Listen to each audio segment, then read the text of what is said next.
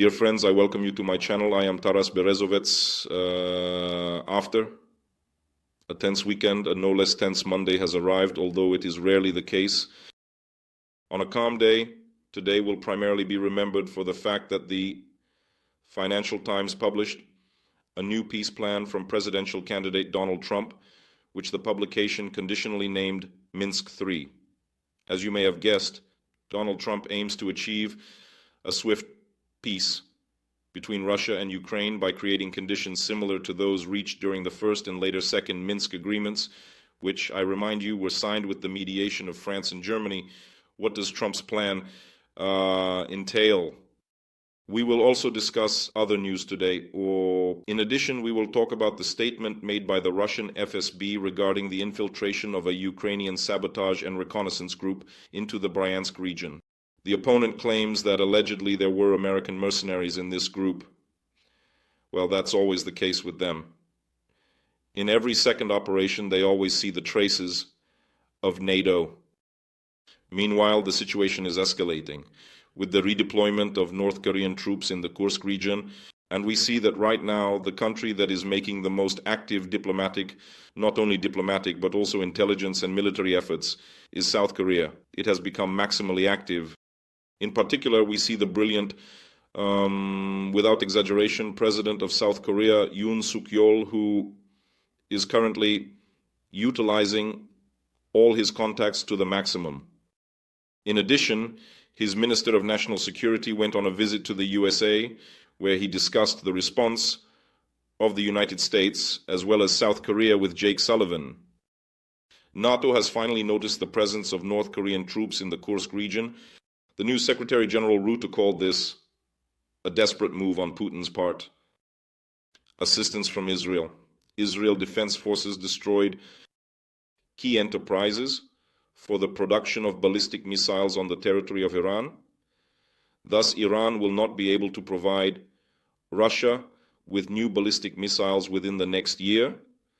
And finally, the most original gift from Putin, Indian Prime Minister Narendra Modi presented Putin with a painting made of dung. Well, more precisely, made of cow manure, made in the traditional Sakurai technique. Interestingly, he did not gift paintings made from manure in render mode to the other participants of the summit in Kazan. He gave ordinary vases made of seashells or something more neutral that lies behind such an unusual gift. Friends, we will discuss everything further. Thus, the Russian FSB stated that it allegedly prevented a breakthrough. According to the governor of Bryansk region, Alexander Bogomas, an attempt by an armed group to cross the state border in the Bryansk region was thwarted. According to him, an attempt to breach the border occurred near the uninhabited locality of Manev in the Klimovsk district. He reported that fire support was provided against the enemy, resulting in casualties. For its part, the Russian FSB went further and stated that allegedly 4 people were killed as a result of the strike. The remnants of the group were struck by a missile and artillery strike and retreated to adjacent territory. Well, naturally they found, as it is claimed, a tattoo of the Parachute Reconnaissance Regiment of the USA's ground forces on the body of one of the deceased, so that's how it is. Well, as they say, we'll see what happens, but the fakes about NATO mercenaries, Americans, British, French, and other Poles, I almost forgot the Poles, who were supposedly in the Kursk region, are very popular among Russian propaganda outlets. Interestingly, the editor-in-chief of one of the largest Russian propaganda media outlets recently encountered a curious continuity, as we say in Ukraine. He was involved in a serious car accident and was sent to Moscow in critical condition. Well, actually for business. Well, nevertheless, the FSB continued to tell tales and announced that foreign weapons, equipment, communication means, as well as personal items were discovered, indicating that the alleged sabotage group supposedly consisted of Americans. Mercenaries, well, in general, I will repeat once again, it's not a new story. Well, this is certainly not the last fake produced by the FSB, which has a huge service dedicated to the production of these fakes and their fabrication. Meanwhile, the influential British publication Financial Times reports on a new plan that they have tentatively named Minsk III. This is a peace plan that Trump intends to finalize immediately after winning the elections. Well, there is no secret that he plans to win these elections, and he provided brief information. Short hints were given by his campaign partner, vice presidential candidate J.D. Vance. As reported by the Financial Times, Trump intends to achieve peace in Ukraine before taking office and to do so within 24 hours. This is a quote. What J. Divens talked about is key. He mentioned that the peace plan provides for the creation of a demilitarized zone along the current line of contact, which will be established at the time of Trump's election, should that occur. He stated that a demilitarized zone will be created. According to leaks, Trump envisions the creation of demilitarized zones, and the contact line on the Ukrainian side will be significantly fortified with the help of Western partners. At the same time, Ukraine would have to renounce NATO membership in exchange, while no one mentions anything about the European Union maintaining sovereignty at the cost of its neutrality. Earlier, President Zelensky criticized J. Vance's proposal made during one of the television interviews, stating that they are too radical and that Ukraine does not intend to give up its territories. Reconsidering Trump's peace plan, one of his foreign policy advisors stated that European armed forces, rather than NATO or MOAN's UN troops, will be involved in the implementation and enforcement of these agreements. What European armed forces are is unclear, as it is not evident what candidate Donald Trump means by this, since the European Union has not created unified armed forces, although this was stipulated by the relevant decisions of EU summits. The so-called framework of ESDP, the Common Security and Defense Policy of the European Union, which the creation of an 80,000-strong rapid response corps was supposed to be planned, but this ultimately did not happen. To this day, European allies rely on NATO's joint capabilities, in particular to the European Command of the Armed Forces of the USA, which is headed by General Cavoli, whom I often mention in my analytical reviews. As stated by Trump's advisor, America will insist on two things. In the implementation mechanism, we will not involve any men or women. We are not paying for it. Europe is paying for it. End of quote.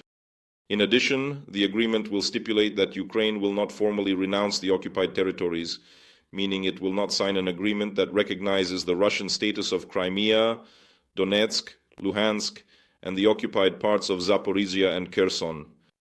Ukraine will not be offered NATO membership areas.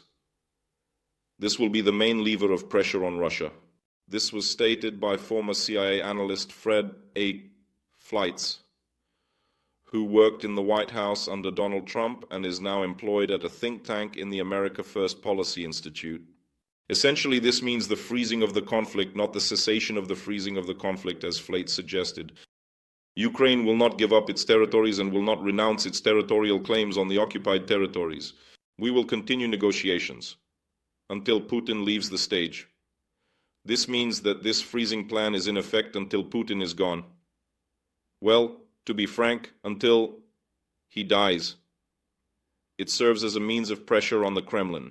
According to the Financial Times, Trump will blackmail Putin with a collapse in oil and gas prices. To achieve this, as stated by one of the Republicans in the U.S. House of Representatives, Mike Waltz, Trump plans to act according to the pump it, baby, pump it strategy as the first step.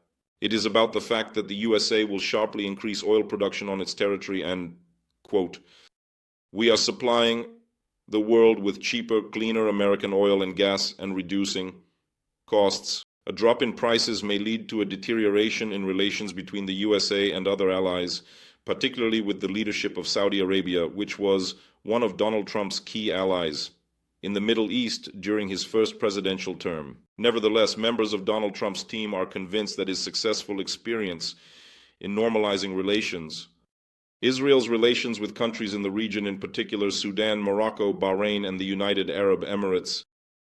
During his first presidential term, Trump will be used, and he is useful, as stated by former U.S. Ambassador to Germany, Rick Grenell, who is considered the main candidate for the position of Secretary of State, he is indeed being considered. Rick Grenell stated that Trump knows how to bring people to the negotiating table, and in the event of victory, Arabs and Israelis, Russians and Ukrainians will be next, Grenell said. In other words, this is precisely the strategy that American analysts and representatives of the Democratic Party have been elaborating on in great detail for many months, asserting that this is what it is all about.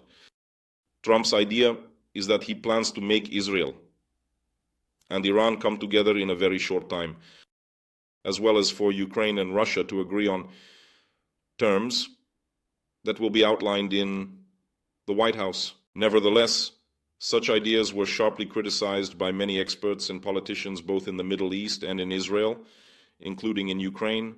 The most important thing is that the details of this plan raise a lot of questions about how Trump is calculating to force the dictatorial regimes that have now united and are acting openly together, primarily referring to Russia, Iran, North Korea, and the newly allied China, to act synchronously, simultaneously, applying pressure on the Western community, as well as on the pressure exerted on Ukraine in order to escalate tensions and achieve their own goals. How Trump intends to turn this around. Dictatorial regimes and the nature of their plans raise a large number of questions and complaints. Moreover, at this moment, there are no signs that Putin is ready for such negotiations, although he has signaled this multiple times. However, this is a false attempt to buy time and achieve a better result on the battlefield, which is already absolutely obvious. Meanwhile, Israel has provided effective direct support to Ukraine. How he did it, I will now explain. The publication Axios, citing 3 sources, reported that the strikes by the Israel Defense Forces, IDF, on Iranian military facilities, which were carried out on the night of October 26th, deprived Russia of Iranian ballistic missiles that the Kremlin had purchased for the war. In Ukraine, as a result of one of the most massive attacks by the Israeli Air Force, involving more than 100 combat aircraft, including the latest F-35 stealth fighters, key factories of the Iranian missile program were hit. This was reported by Axios. Israel managed to disable 12 installations that produced fuel for Iranian ballistic missiles, which began to be supplied this year for Putin. According to U.S. intelligence, the first batch of Fatih 360 short-range missiles was already sent to Russia in September of this year. Ukraine has managed to destroy a certain number of these missiles during a drone strike, as it is presumed. The arsenal of missile and artillery weapons in the village of Katluban in the Volgograd region. The exact number of destroyed Iranian ballistic missiles, at the moment it is unknown, but it concerns at least several dozen missiles that have been transferred. It is believed that Iran has managed to supply Russia with at least 200 ballistic missiles, possibly more. Iran does not have its own technologies for recovery. This is key. The destroyed production lines will take at least a year to restore. This means that for at least a year, Russia, as well as other terrorist friends of Iran, particularly Hezbollah and the Yemeni Houthis, will not be able to receive ballistic missiles from Iran. This was reported by Israeli expert on the Middle East, Anshel Pfeffer. Russia is also purchasing Shahed drones from Iran, as is known, and they are also being produced using Iranian technology. In the territory of Kazakhstan, Tatarstan. The total expenses that Russia spends on purchasing weapons abroad reach 150 billion rubles per quarter. Moreover, the Israeli army managed to neutralize several Russian S-300 systems that were purchased by Iran from Russia in 2016. In any case, Israel provided Ukraine with the most effective and direct support. It is assumed that Russia has been deprived of the ability to procure ballistic missiles for at least a year. Unlike the Shaheds, which Russia produces under license in Tatarstan, Russia cannot produce ballistic missiles. Apparently, the key reasons lie in technological properties. Let's put it this way, it is much easier to procure. This was also beneficial for Iran, as in exchange, Iran received technologies from Russia for the development of its own combat aviation and assistance. In the creation of nuclear weapons, as it is assumed, Israel has helped itself primarily indirectly, but effectively helped Ukraine, for which we are immensely grateful to our Israeli friends. Well, it happens that help sometimes comes unexpectedly. Well, in this moment, this surprise definitely has an extremely positive connotation. Well, I want to conclude with a positive piece of news, which I have already mentioned to you, that Putin received a wonderful gift from Narendra Modi, the Prime Minister of India. The painting is done in the traditional Indian style of sarai. Interestingly, the sarai technique, which has already been commented on by Putin's spokesperson Peskov, involves painting with, attention, earth and manure, and then applying white clay. All of this is done with the fingers. Then images are applied with branches. The images of birds and animals symbolize respect for wildlife, the god Shiva, and food. It is executed in 3 colors: red, black, and white. Well, in a literal sense, the expression is made of shit and sticks. That's exactly what it is, a picture made of shit and sticks. Here is the random gift received by the Russian dictator Putin. Yes, undoubtedly for India. And for Hinduism, this is a subject and, so to speak, a sign of special favor and respect. It should be understood. Let me remind you, the cow is a sacred animal. I have traveled through India from one end to the other and have seen it. A very strange, wonderful sight for a European when in Varanasi, the sacred city for Hindus, I remember. A scruffy, thin cow walked into a barber shop with signs of various diseases. The cow was just old. It simply climbed up and stupidly opened the door with its horns, and it went up the stairs. By the way, cows can't go down. I don't know how they got it down. I have already stayed too long. I saw her. She went straight into that hair salon, and among the people who were being shaved and cut there, she stayed for a while. I didn't have time to linger.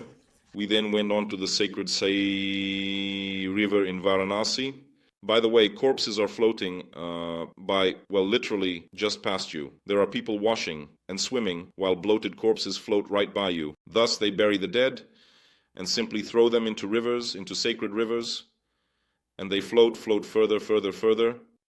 And there are already birds sitting on them, pecking out their eyes and other organs. I even have preserved photographs. Well, it's clear, I won't demonstrate it, it's not for the faint-hearted, but I remember it as if this picture is right in front of my eyes. So, already diverting from this story, Narendra Modi made such a wonderful gift out of nothing but sticks and mud, while Putin and other leaders, in particular the president of Uzbekistan, Shavkat Mirziyoyev, received a painting done in a traditional style in Orly, but not from manure, not from shit this time. Instead, the president of Iran, Masoud Pezeshkian, received a vase made from seashells. That's how he earned it. But as they say, a person is reflected in their gift, and so a gift of a painting made from manure seems to me to be the most suitable for a character like Putin. With all the symbolism, I repeat, I am not being ironic or joking. Yes, this is really fucked up. This is an honorary gift, but you see, the connotation in Indian culture and European, let's say Western, culture is completely different, wouldn't you agree? Well, as you know, I have always come up with a nickname for the dictator of Belarus, calling him the Potato Deuce. By the way, other bloggers have started using it too. I've seen that this story has spread to other blogs. Well, I don't claim copyright here. The main thing is that it reflects the essence. Why Duccio? Because he is the junior partner in relation to the Führer. So now Putin can confidently be called the manure Führer. Now Putin is the manure Führer and Lukashenko is accordingly the potato duce. What do you think of this nickname? Leave your opinions in the comments. In general, share your thoughts. Maybe it is, on the contrary, an honorary gift and Putin should actually be congratulated. A painting made of manure, I think, should take a place of honor in his office as a particularly valuable gift received from the leader of India. In short, leave your opinions in the comments, friends. Subscribe to the channel. We are not far from reaching 1 million subscribers, just a little bit more. Take care, friends, and recommend this video to your friends, relatives, and acquaintances. Glory to Ukraine, glory to the armed forces of Ukraine, glory to the Ukrainian special forces. This was Major of the Ukrainian Army Taras Berezovets. Friends, until we meet again, have a peaceful evening. Bye-bye.